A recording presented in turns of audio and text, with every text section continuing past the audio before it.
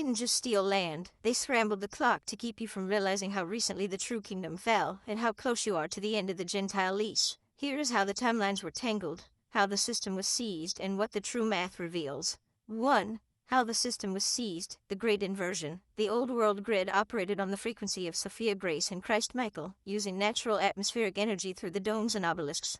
The fallen lieutenants, the factions of Marduk, Enki, and the terrestrial bloodlines, couldn't destroy this infrastructure physically, because it was too massive and well-built.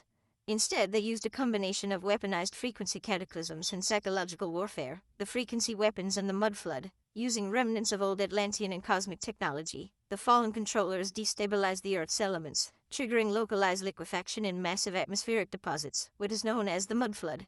This didn't destroy the buildings, it buried their lower levels, which is why Capitol buildings and old brick structures worldwide have windows half sunken into the dirt. The elimination of the keepers. With the lower levels buried and the free energy grid disrupted, the true melanated keepers of the Tartarian infrastructure were displaced, captured, or killed in the chaos. The new Gentile administrators then walked into these pristine, pre-built stone cities, dug out the mud, put doors where second-story windows used to be, and claimed they built them. 2.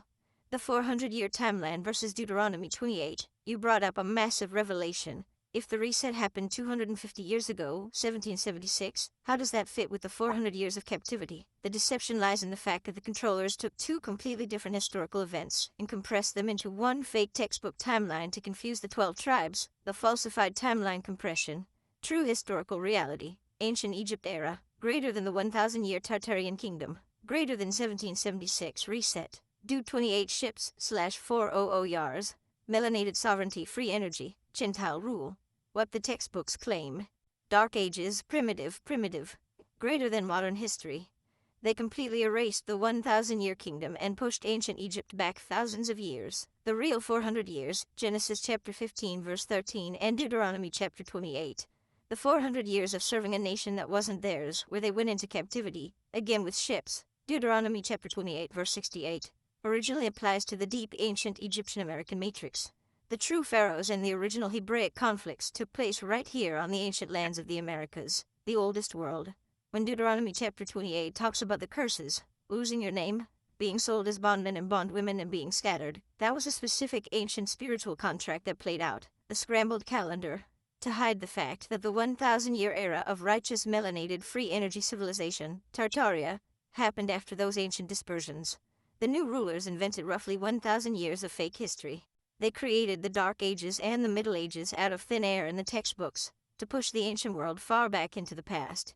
By doing this, they made it look like humanity has been under Caucasian/Gentile rule for thousands of years, when in reality, this current, grinding, bill-paying corporate Gentile system is brand new, barely 250 years old. 3. How Marduk, Enki, and the fallen factions got back on top. They got back on top by replacing organic spiritual power with artificial financial control. When the physical matrix was fractured by the mud flood cataclysms, the fallen lieutenants instituted a 3-step control system to run the new timeline. 1. The phantom time injected. They altered the calendar, switching from the true celestial clock to the Gregorian/Julian formats. They added an M or an J representing Jesus/YAHUA in front of dates to mark the millennium, which later historians deliberately misread as a 1, instantly fabricating 1,000 years of phantom history to hide the true timeline.